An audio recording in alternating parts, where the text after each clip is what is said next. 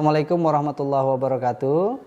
Perkenalkan, saya Solihin Sayuti SKM MKes, dosen dari program studi Sarjana Terapan Promosi Kesehatan Poltekkes Kemenkes Jambi. Pada kesempatan kali ini, saya akan memaparkan pernyataan diri dosen untuk unjuk kerja Tridharma Perguruan Tinggi PDD UKPT. Bidang pengajaran, kemudian keahlian yang saya tekuni adalah bidang promosi kesehatan. Selanjutnya saya akan menjelaskan teknik pengajaran dengan menggunakan teknik DIE, yaitu delivery, kemudian interaction, dan assessment.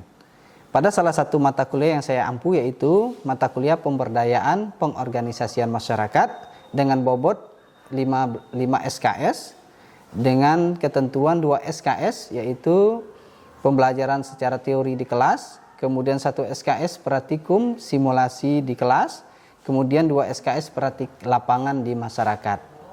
Nah, untuk selanjutnya, sebelum saya memperlihatkan interaksi antara saya dan mahasiswa selama perkuliahan, saya akan menjelaskan terlebih dahulu, menjelaskan deskripsi singkat, kemampuan yang diharapkan, materi pembelajaran dan sistem pembelajaran serta penilaian dari mata kuliah pemberdayaan dan pengorganisasian masyarakat. Pemberdayaan pengorganisasian masyarakat merupakan mata kuliah inti dalam kurikulum nasional program studi Sarjana Terapan Promosi Kesehatan. Yang dilakukan yaitu gambaran dari mata kuliah ini yaitu mahasiswa mampu memahami definisi dari pemberdayaan masyarakat itu sendiri, konsep dasar dari pemberdayaan masyarakat, kemudian langkah-langkah dalam pemberdayaan masyarakat, kemudian selanjutnya juga dilakukan sistem penilaian. Sistem penilaian di sini ada penilaian praktik lapangan, ada praktikum di kelas simulasi dan praktik ujian secara teori, yaitu dievaluasi dengan ujian akhir semester maupun ujian tengah semester. Kemudian dalam sistem pembelajaran juga kita menerapkan sistem pembelajaran sinkronus dan asinkronus, yaitu pembelajaran dengan berbagai macam metode, yaitu metode ceramah, diskusi kelompok, yaitu dengan pendekatan student center learning. Selain itu juga menggunakan sistem learning management system Poltekkes Kemenkes Jambi, yaitu Siligat. Mahasiswa juga dapat mengakses materi perkuliahan dalam LMS Poltekkes Kemenkes Jambi. Nah, untuk selanjutnya akan kita lihat unjuk kerja dalam pendekatan pengajaran saya di kelas. Terima kasih. Assalamualaikum warahmatullahi wabarakatuh.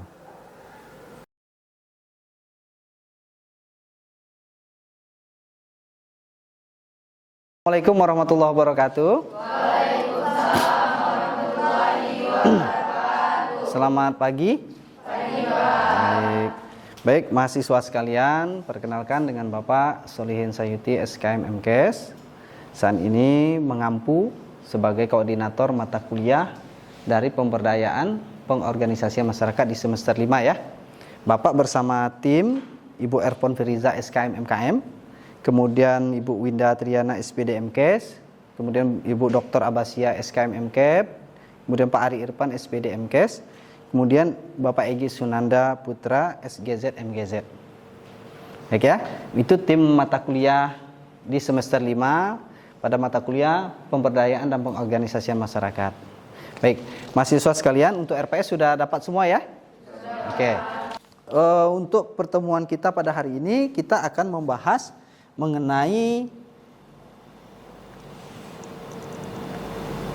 pemberdayaan masyarakat dalam promosi kesehatan. Bisa dilihat ya slide-nya?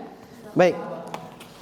Untuk selanjutnya, teman-teman, sebelum Bapak mulai, ada yang tahu nggak apa sih definisi pemberdayaan itu? Kira-kira? Ayo. Fikri. Assalamualaikum warahmatullahi wabarakatuh. Waalaikumsalam. Izin menjawab Pak. Definisi pemberdayaan adalah memberdayakan masyarakat supaya masyarakat itu mampu mengelola ataupun meningkatkan derajat kesehatannya dengan dibantu oleh tim promosi kesehatan dan juga dapat memberdayakan apa sumber daya alam yang ada di sekitarnya. Oke. Selanjutnya ada yang lain berpendapat lain? Menurut Fikri tadi pemberdayaan masyarakat itu upaya untuk membantu masyarakat dibantu oleh tenaga promosi kesehatan. Kata kunci dari pemberdayaan itu sendiri apa kira-kira? Kemandirian. Kemandirian. Oke. Definisi dari pemberdayaan itu ialah kemandirian. Oke. Jadi perlu diingat teman-teman, pemberdayaan itu merupakan salah satu strategi dari promosi kesehatan. Ya. Apa itu strategi Promkes? Nah, salah satunya ada advokasi. Oke. Selanjutnya ada gerakan ABG, ya. Gerakan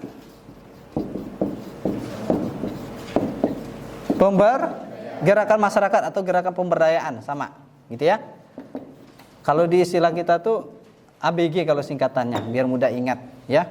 Jadi B-nya di sini bina suasana. Oke. Dilanjutkan, jangan lupa dari 3 strategi ini ada namanya kemitraan. Nah, yang hari ini akan kita fokuskan kepada gerakan pemberdayaan masyarakat.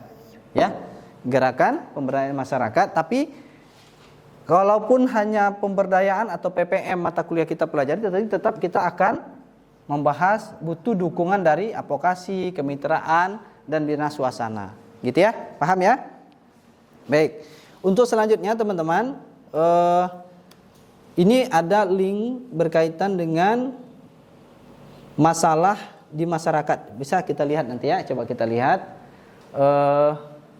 Nih. Keluarga pasien COVID-19 di Jambi mengambil paksa jenazah karena tidak terima pemakaman dengan protokol kesehatan. Ironisnya, jenazah pasien dijemput dengan menggunakan motor.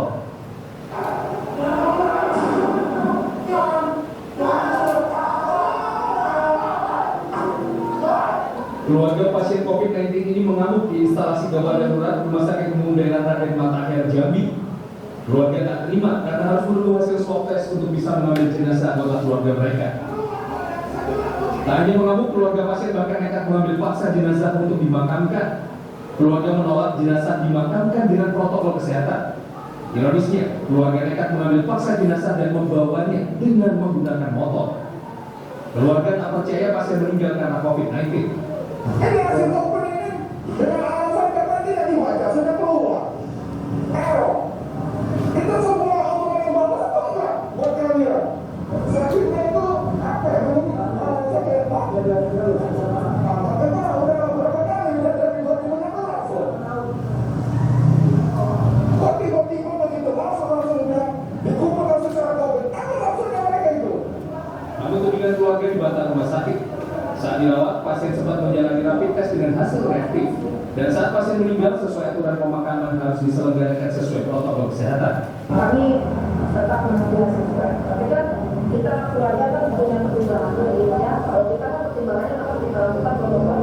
Berarti udah 5 tahun yang lalu, tapi ini masih relevan untuk kita kaji teman-teman. Karena masalah waktu itu COVID masih merajalela ya. Tapi kalau dalam konsep pemberdayaan, apa sih yang perlu kita tekankan ke masyarakat? Itu kalau pemberdayaan mungkin tidak bisa lagi kita lakukan secara edukasi dari masyarakatnya langsung, tapi butuh advokasi dari pemangku kebijakan, ya, butuh pendekatan-pendekatan kepada masyarakat sehingga masyarakat tahu. Karena kalau dalam pemberdayaan itu kita harus memandiri ke masyarakat. Kata kuncinya dari masyarakat, oleh masyarakat, dan untuk masyarakat. Misal dalam penyampaian informasi jangan sampai salah. Tadi kan ada kasus-kasus tadi ya. Nah, untuk selanjutnya mungkin kita bisa lihat kasus berikutnya sebelum kita akan membahas topik berikutnya. Ya. Setiap negara di seluruh dunia tentu terus berupaya membantu meningkatkan. Masalah yang ada di masyarakat itu kompleks. Ingat, Millennium Development Goals atau MDGs sudah selesai, tapi masih banyak yang belum dituntaskan. Kemudian dilanjutkan dengan SDGs. Sustainable Development Goals yang kemungkinan akan berakhir di 2030 nanti. Apakah capaian-capaian itu sudah tercapai atau belum? Nah, untuk mencapai target atau capaian tersebut, ada upaya-upaya kita sebagai tenaga Promkes. Salah satunya tadi ada ya, masalah kematian ibu dan anak. Masalah apa lagi tadi? Stunting, apa lagi? HIV AIDS, apa lagi? Penyalahgunaan narkoba, apa lagi? Kenakalan remaja dan seterusnya. Jadi dari SDG, kira-kira sudah ada yang pernah terlibat nggak dalam di masyarakat atau kalian di lapangan atau kalian di lingkungan kalian pernah nggak melihat atau terlibat langsung sebagai bagian dari program pemberdayaan? Apa? MBG, program yang sekarang ya, makan gizi bergratis. Itu termasuk pemberdayaan atau bentuk intervensi? Bentuk intervensi untuk upaya pencegahan sudah perbaikan ya, sudah mengintervensi. Tapi ada nggak kalian lihat misalnya di masyarakat bank sampah, orang tukarin sampah dengan uang? Ada pernah lihat di lingkungannya? Merefleksikan satu dari bagian fundamental sehingga disebut memulai dari mana kita berasal. Ini menurut Newsweek tahun 1956 ya. Nah, berarti maksudnya dari mana kita berasal itu dari mana kita mulai gitu ya kegiatan itu. Kemudian selanjutnya kunci dari pemberdayaan itu sendiri yaitu kemandirian, potensi budaya lokal, inovasi, berkelanjutan dan meningkatkan taraf hidup. Sesuai tadi di video yang di awal kita lihat di SDGs itu berkelanjutan ya, adanya tetap pemberdayaan itu kita tetap berbasiskan budaya. BGM kayaknya itu lebih cenderung ketergantungan, tidak keberlanjutan. Kalau bantuan langsung tunai itu biasanya sifatnya bergantung. Kalau tidak dapat selesai. Kalau berkelanjutan itu mungkin dari masyarakat, tumbuhnya dari masyarakat, gitu ya. Kemudian improvement menjadi transformasi, kemudian low budget dan high benefit. Jadi low biayanya tapi keuntungannya besar manfaatnya, gitu ya, sampai implementasi dan evaluasinya. Kemudian jajarin kemitraan. Nah, jadi dalam strategi Promkes kita tidak lepas juga dari kemitraan itu sendiri. Kita butuh kerjasama lintas sektor, gitu ya. Sosialisasi, mentoring, pilih peer edukator. Maksudnya peer edukator ini kelompok-kelompok yang bisa menjadi penyambung lidah kita. Misalnya kalau dalam ibu hamil, ada kelompok ibu hamil yang dilatih untuk menyampaikan kepada kelompoknya. Kalau remaja ada kelompok teman sebayanya. Ada satu kasus. Nah, coba dibaca, Dian. Bedah kasus 1. Di sebuah desa, status gizi anak buruk, ayah pabrik. Program PM apa yang tepat untuk daerah tersebut? Jawaban, lakukan asesmen awal. Membuat kelompok melingkar untuk diskusikan ini. Ya, sudah, kita lanjut diskusi. Silakan kelompok 2 untuk menyampaikan. Baik, Assalamualaikum warahmatullahi wabarakatuh. Waalaikumsalam warahmatullahi wabarakatuh. Sebelumnya izin Bapak, izin teman-teman, nama saya Putri, perwakilan kelompok 1. Kan di kasus ini terdapat status gizi anak buruk, ayah perokok, tergolong miskin. Namun di wilayah ini bersih, sawah, ikan, dan tanaman lain. Bapak banyakkan petani, buruh, dan pekerja pabrik. Nah, dari kelompok 1 mendapatkan jawabannya. Yang pertama, kan kita mempunyai di wilayah itu mempunyai ikan. Nah, ikan ini kita bisa mengundang fasilitator seperti kita atau pihak puskesmas untuk sosialisasi bagaimana ikan ini dapat dikelola untuk status gizi yang buruk itu. Lalu gizi buruk itu, dan jika berhasil status gizi buruk ini menurun, bisa juga pihak masyarakatnya bisa dijual kembali untuk menambah perekonomian masyarakat. Oke. Itu saja, sekian, terima kasih. Oke, beri aplaus untuk kelompok 1. Oke, untuk selanjutnya kelompok 2. Program PM terbagi menjadi 3. Yang pertama, program perbaikan gizi anak dan keluarga. Yang kedua, edukasi kesalahan dan anti rokok. Yang ketiga, pemberdayaan ekonomi lokal. Oke, beri aplaus untuk kelompok 2. Ada beberapa poin ya tadi ya. Dari kasus 1, di sebuah desa itu kan terdapat status gizi buruk. Nah, kita di dalam kasus tersebut, yaitu program PM apa yang tepat untuk daerah tersebut.